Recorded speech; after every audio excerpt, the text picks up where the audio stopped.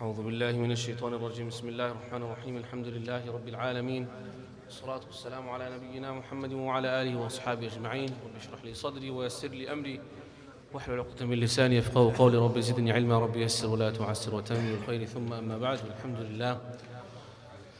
Welcome to another one of our weekly hadith lessons from Riyadh al-Salihin as we stand now, and inshallah we hope that one day soon we will finish this book, and inshallah we will also study other books too, bi'idhnillah. And I'm contemplating perhaps the book which compiles the ahadith which are agreed upon between both Imam Bukhari and Muslim, al-muttafaq alayh ahadith. Inshallah, that's a very good book to study. Or maybe another more basic one that a lot of us need, which is called Al-Adab Al-Mufrad, the book of etiquettes from ahadith, because it's also very important.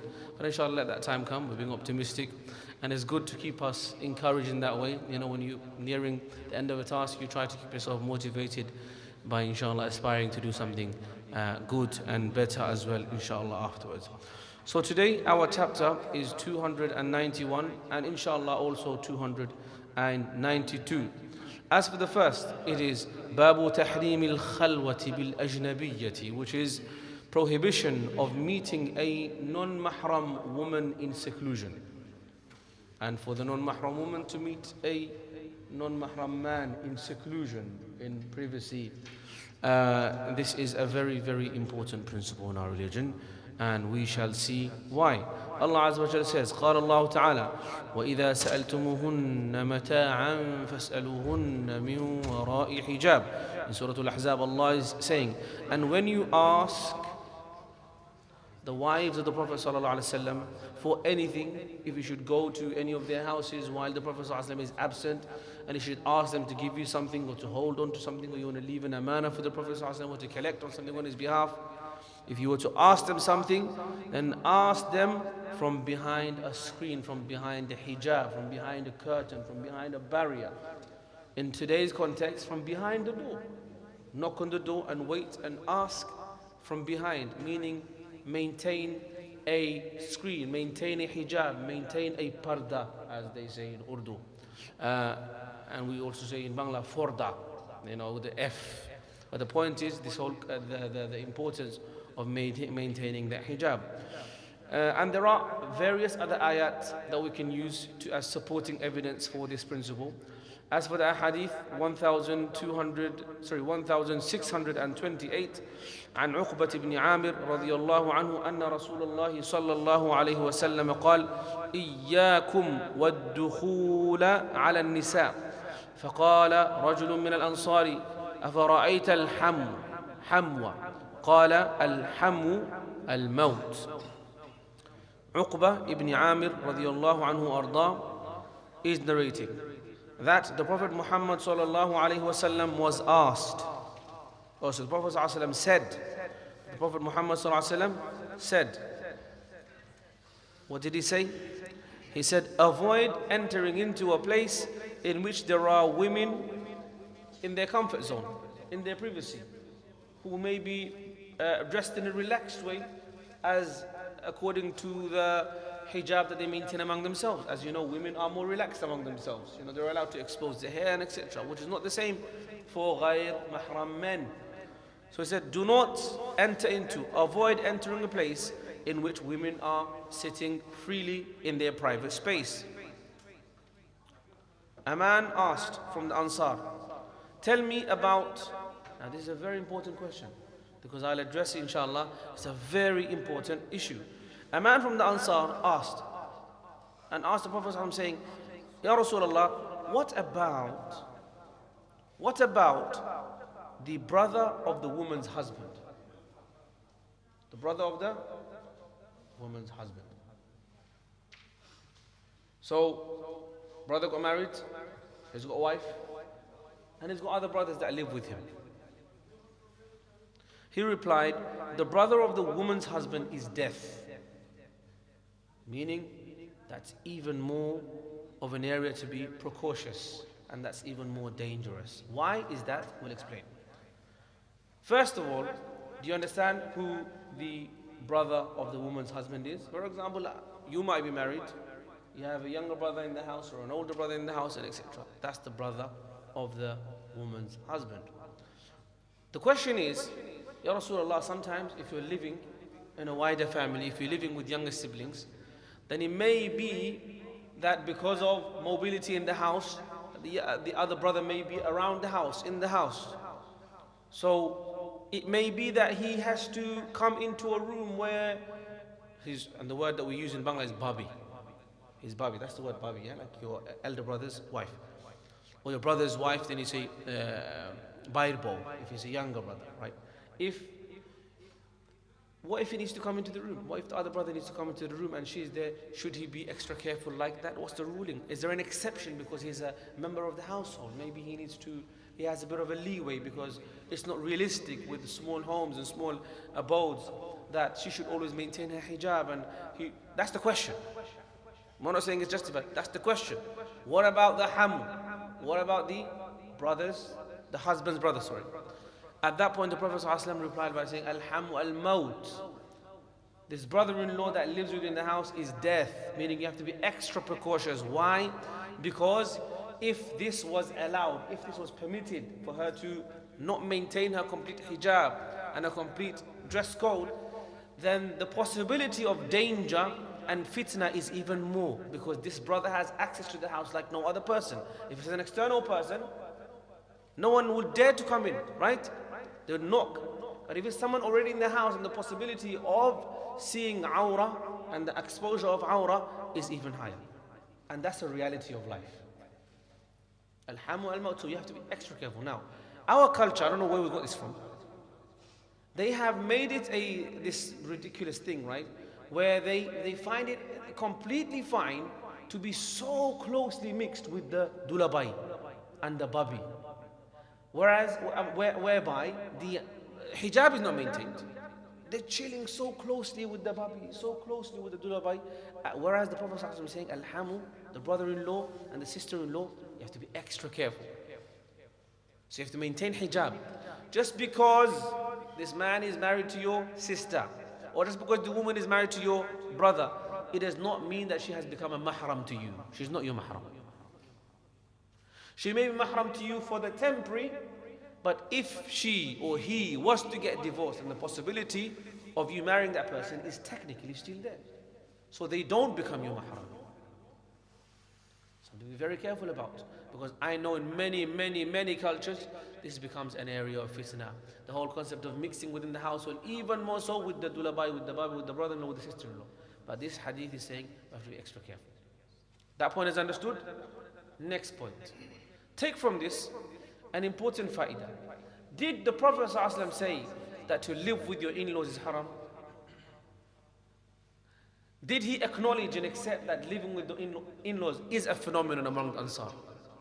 If living with the in-laws was a wrong thing, was a bad thing, was discouraged, the first thing the Prophet ﷺ would have said, why are you living with your in-laws in the first place? Does that make sense, guys? Because this is to clarify also something that we spoke about yesterday in our marriage rules class. Okay? And this question will come up. We live in a time where people assume that for you to take your family into consideration when you get married is not something from the deen, because there's some da'is, some scholars, some speakers have made it seem as though marriage is between me and my wife and that's it, I don't care about anyone else. And other misrepresentations have been made also in the marriage area. And hopefully we can clear some of that up in our marriage course, which is on Wednesday evenings.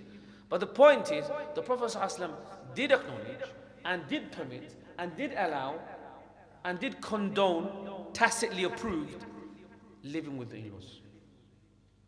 But he said to be careful. Does that make sense to you? Take another example. Sayyiduna Jabir ibn Abdullah, when he got married, he was a young man. He had many sisters. So when he got married, he came to the Prophet ﷺ and he said, it looks like Jabir, you got married. He said, yeah, I've got married, Ya Rasulullah. Did you get married to a young woman or an older woman than you? He said, I got married to an older woman than me. So clarifying another problem. Getting married to an older woman is seen as a stigma in our society. It's fine. It's okay. Allah is fine. If there's compatibility, if they like each other, if they can get along, if the woman is older, la ba's. If the man is older, that's normal anyway, we know that. That's also la ba's, of course. The Prophet ﷺ himself got married to Khadija, who was older. So Jabir ibn Abdullah got married to an older woman, radiyallahu anha. So when the Prophet ﷺ asked him, why didn't you get married to a young woman like you, your age? You could have had, perhaps, she would have been younger like you. And he described.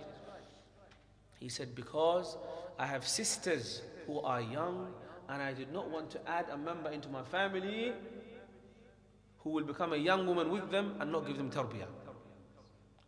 So that means Sayyidina Jabir ibn Abdullah, which the Prophet ﷺ then approved as well.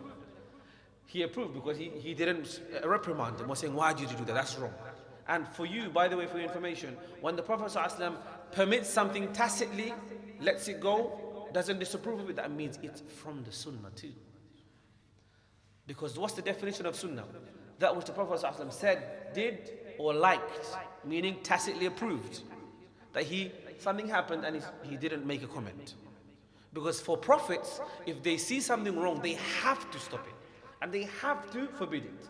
They don't have a choice. For us, we have that choice of من رأى منكم منكرا فليغيره بيده فإن لم يستطع فبلسانه. If you see a munkar, train it with your hand, or with your mouth, or hate it from your heart. The Anbiya, they have to clearly say this is wrong. Whether they listen or disobey, that's a separate matter.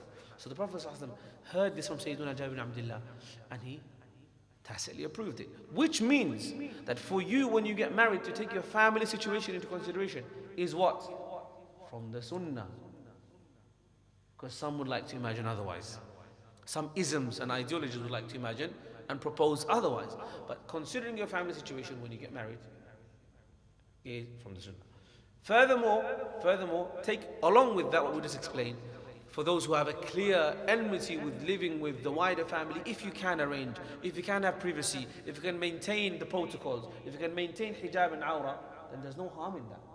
There's no harm in that. And we find that this has been the way of Muslimin from earliest of times, as long as you can maintain the hijab and the awrah and the protocol and so on and so on. I hope that makes sense, inshallah. But the point is, the main point of the hadith is that be careful about entering into a space where women are relaxed and in their sort of private setting. Meaning, don't barge into a kitchen, don't barge into a living room, don't barge into their rooms if they're just having a friends over. For example, your sisters got her friends over, you don't just barge in. You knock, you say, wait, can I? She says, no, go away. Go away, don't come in here ever again. So make sure you don't do that as well. It's very, very simple concept, but we forget sometimes. 1629 عن ابن عباس رضي الله عنهما أن رسول الله صلى الله عليه وسلم قال لا يخلون أحدكم بامرأة إلا مع ذي محرم. Sayyidina Abdullah ibn Abbas narrated, the Prophet Muhammad sallallahu alaihi wasallam said, no one of you should meet a woman in privacy unless she is accompanied by a mahram. So private meetings, secluded one-to-ones, this is not allowed unless there is a mahram nearby. How you navigate the work environment, the work setting, that's a separate mas'ala for a separate day. But this is a wajib. This seclusion, avoiding of seclusion with a ghair mahram is wajib. Meaning it's haram for you to be in a secluded private space with a ghair mahram of the opposite gender.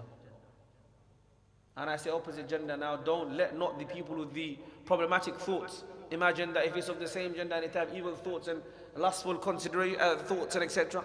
No, for you then you have to avoid even such situations.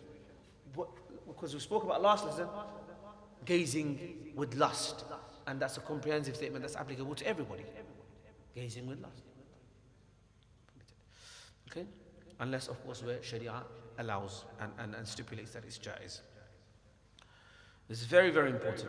عن بريدة رضي الله عنه قال قال رسول الله صلى الله عليه وسلم حرمة نساء المجاهدين على القاعدين كحرمة أمهاتهم ما من رجل من القاعدين يخلف رجلا من المجاهدين في أهله فيخونه فيهم إلا وقف له يوم القيامة فيأخذ من حسناته ما شاء حتى يرضى ثم التفت إلينا رسول الله صلى الله عليه وسلم فقال ما ظنكم.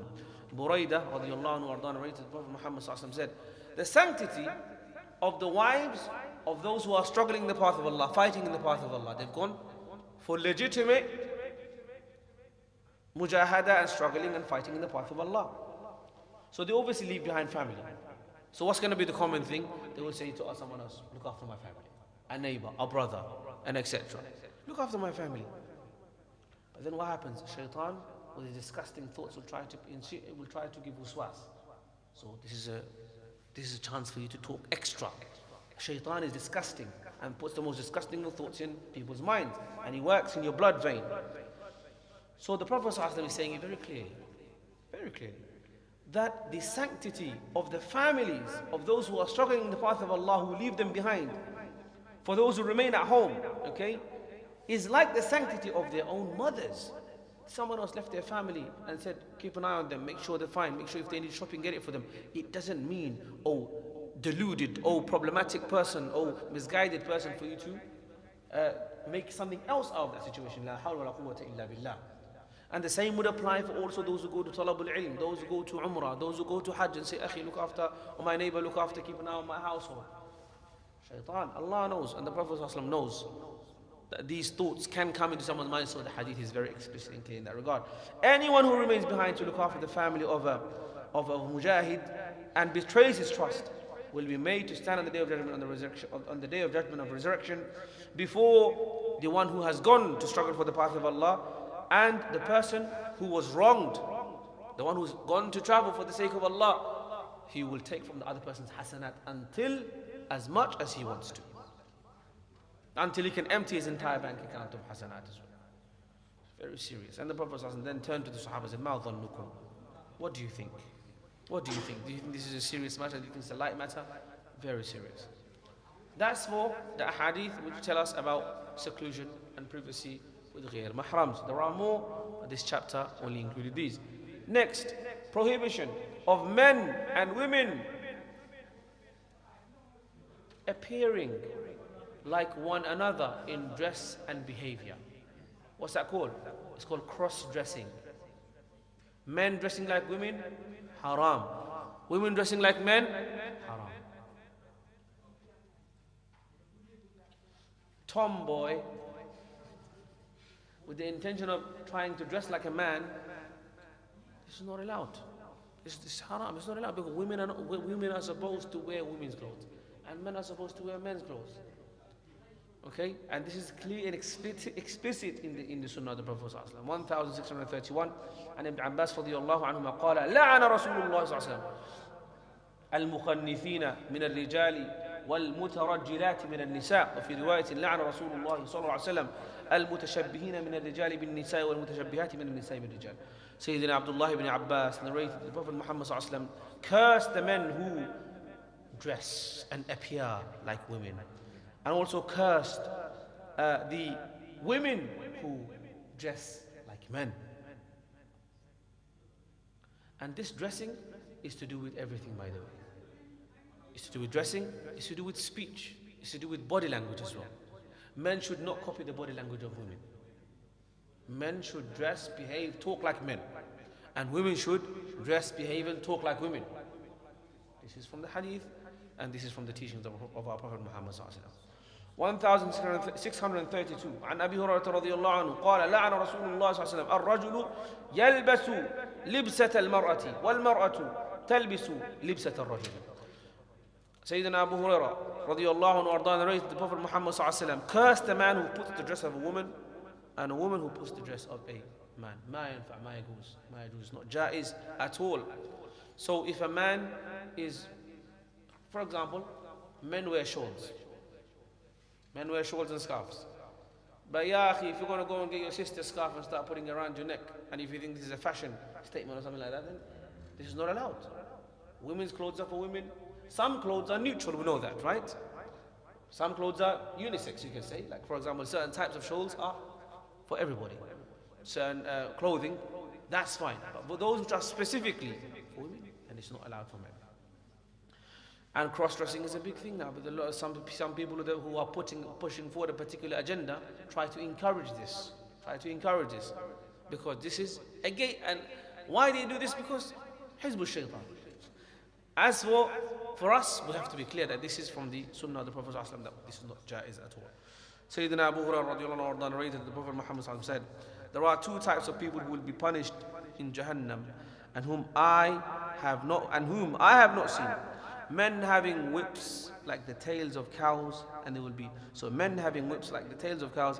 be beating people with them, and women who will be dressed but appear to be. So what's the meaning of this? صنفان من أهل النار لم أرهما قوم معهما سياط كأذنبة البقرة يضربون بها الناس.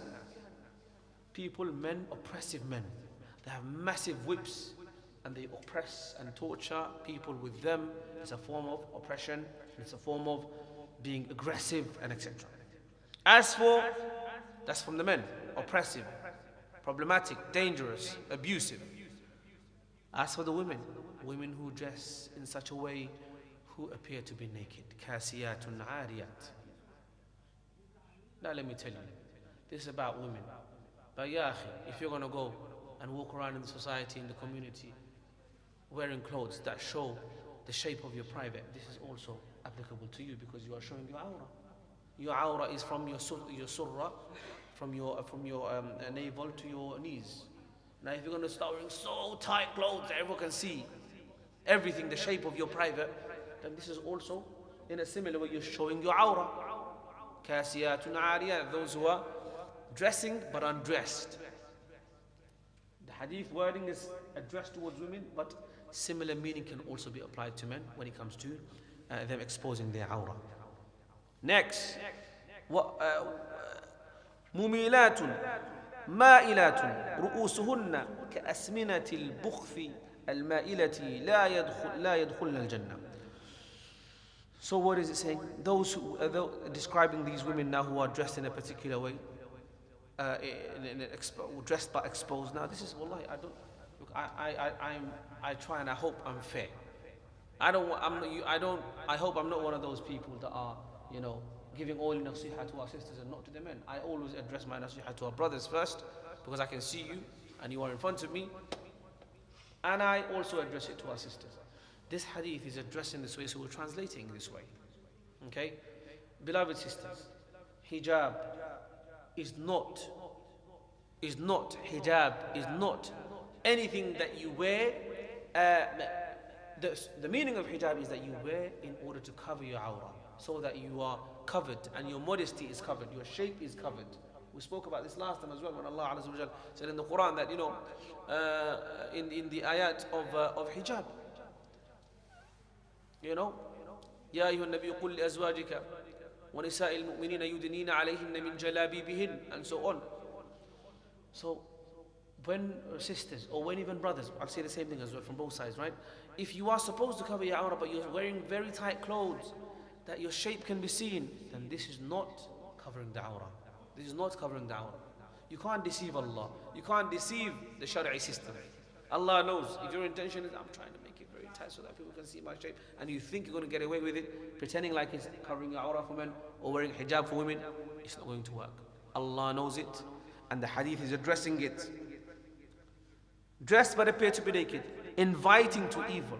And this dressing is it's an incitement, is to invite towards evil. And they themselves will be inclined to it. Now this is a part of the hadith. Their heads will appear like the humps of a camel inclined to one side. What that means is, now the meaning of this hadith, Sayyidina al-Imam al-Nawawi rahmatullah alayhi explains that it's when women specifically, in this particular wording, wear their hijab excessively big to draw extra attention to it. You might be thinking, what? Who does that? Don't forget. Excessively big hijab can often be, maybe not for most sisters, but for some of those who have that intention, it can be an indication that I have good hair underneath. I have a lot of hair. Does that make sense? It's to show that I have a head full of hair, and if I take it off, then it's that subliminal messaging. That's why it's a problem. So hijab is supposed to be worn to not draw attention. When you do the opposite, whether it be by wearing a huge scarf or a tight jilbab, or by wearing extremely high and noisy shoes, this is all against hijab, and the Quran and the Sunnah are explicitly against it. It's not my words, it's the words of Allah and His Rasul. Okay? And understand, the whole concept of hijab and covering your aura is that you are covered, your modesty is covered. Don't, under the guise and the name and the branding of modest clothing now, create all of this stuff that's actually not covering your aura correctly. This is not, you can't cheat the deen, you can't cheat Allah's guidelines. They will not enter paradise, and they will not smell its fragrance, which you can smell from such and such a distance. So now this is a very, very serious hadith. Okay? Now I don't like it, and I disapprove of brothers who take hadiths like this, which are addressed towards our sisters, and try to use it as a way of attacking them. This is not what the point. The point is the Quran and the Sunnah came وَمَا أَرْسَلْنَاكَ إِلَّا رَحْمَةً لِلْعَالَمِينَ, as a mercy to the world, to help for us to preserve our iman, our taqwa, our sanctity, our aura, our shame, our character, our dignity. It's not, these are not tools that you think, okay, yes, I'm going to go and use this hadith to attack someone with it. That's not what it's for. If that's your intention, then your talabul ilm is wrong, and it will not be accepted for you. It's to reflect ourselves first, and then to give da'wah in a bil ud'u ila sabili rabbika bil hikmati, with hikmah and maw'idhati al-hasana. Because I see it too many times, and I'm not aloof and unaware of what happens in the online da'wah scene. You get hadiths like this here and there, and use it as a way of riding the algorithm to make a controversial video so that they can become a cheap moment of fame. Shame on you. Shame on you. It's not worth it, wallahi. Our purpose of when we're learning and educating is that we get closer to Allah. And we invite others with softness, with gentleness, with kindness, with love and care, with rahmah and mercy, so that they may be invited towards, attracted towards the deen of Allah, towards Allah and His Rasul, and to His religion, and towards Jannah ultimately. Does that make sense? So whenever you come across this hadith, remember this is the minds that they should approach them. Okay, sisters shouldn't be storing all the hadiths again, I'm going to get him when he comes home. And likewise, vice versa. Inshallah, we'll stop up to here for today. There are more hadith coming, bi'idhnillah, which we'll cover bi'idhnillah in our next week's lesson. Are there any questions in the meantime? Yes. Alaikum salam. You mentioned about the hadith, men dressing as women. Yes. And obviously, as a man, the trousers have to be above the ankle, right? Now, how women, how they dress, they do the opposite. It's like men, they have it below, and women have above. Does it count? No. Look, any dress code, any dress instruction that comes from the Sunnah is not, does not fall into the category of dressing like women. For example, men wear kuhl. Men wear kuhl. Does that mean that I'm going to dress like women? No, this is from the Sunnah. The Prophet himself done it. The Prophet told us to raise our trousers above our ankles. This is not. It's about intention. In your mind, إِنَّمَا الْأَعْمَالُ بِالنِّيَّاتِ.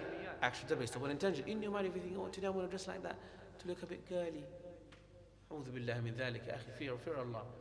Allah made you a man, and behave like a man, dress like a man, talk like a man, act like a man. Allah made you a woman, sister. Behave like a man. Behave like a woman. Astaghfirullah. Slip over the tongue, please. Please have mercy upon me. Don't take this out of context. Allah made you a woman, so behave like a woman, dress like a woman, talk like a woman. Okay, you get the message, inshallah. Yes.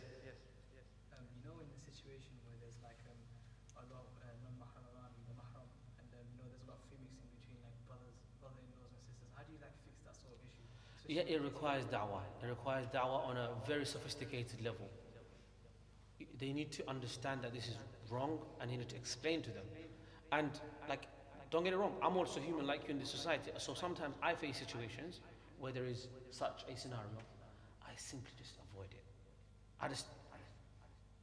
I'm not going to be there for a moment more than I need to. Sometimes I'm invited to go to nikahs, and these nikahs are mixed.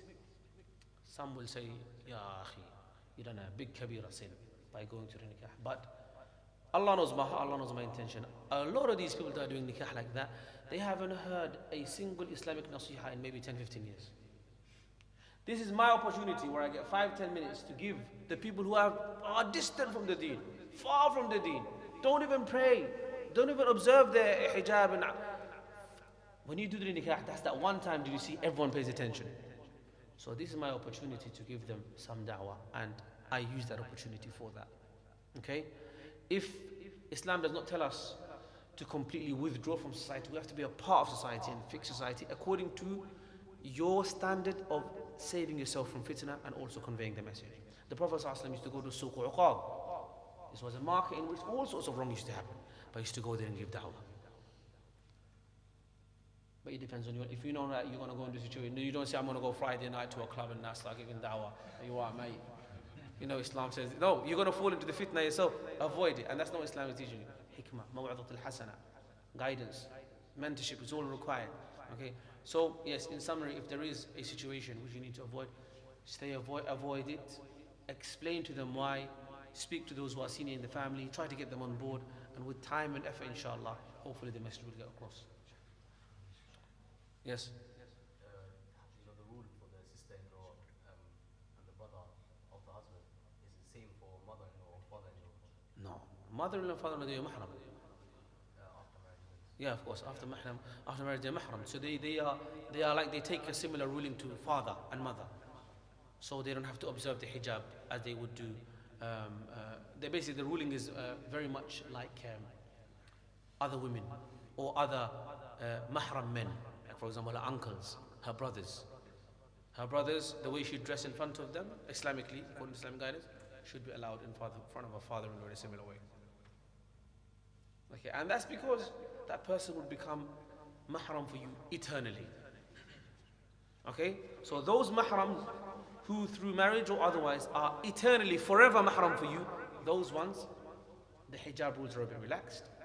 But those others who are temporarily mahram because they're, for example, your brother-in-law, sister-in-law, but if they were to get a divorce, then technically speaking you can, then this is not a permanent mahram, this is a temporary mahram. Those ones you have to still maintain your hijab in your aura in front of them still. That's just, I mean, if that makes sense to you, then that's the way of remembering. Any other questions? Yes. You know, you said the women shouldn't wear strong perfumes. Is this the same for men? We're allowed to wear strong perfume. Men are allowed. No, men are allowed. Okay, women, if their intention, it depends on their intention. If their intention to go outside to where the perfume is to attract attention, then this is not allowed. But if, say, for example, the sister's been in the kitchen making all food and etc., and she's going to go on the bus and pick up her kids from the school, and everyone's going to say, oh, who's this stinky person? And she wants to remove some of that odor to make it neutral, then this is a different matter. You know, just because someone applies fragrance, it depends on their intention. Wallahi, it depends on their intention. If their intention is, oh, I'm going to apply this perfume, so everyone's, oh, who's that person that walked by? Oh my goodness. Same for the men. If you're going to work, because some fragrances are designed to attract women's attention. I'm not going to tell you the names. When you get married, come to me, I'll advise you what they are. Inshallah, right? If you're going to wear these perfumes and say, I'm going to go on the streets and get all this, you know, women look at, no, that again, that would be a sin as well, right? But for sisters, it's more explicit, more clearly mentioned in the hadith that if they are going out in this way to draw attention, then there is a clear warning from the hadith, and it's not allowed. Okay? So it depends on the intention. Yes, next question. Next question, no? That's fine. سبحانك اللهم اشهد ان لا اله الا انت استغفرك واتوب اليك. السلام عليكم ورحمه الله وبركاته.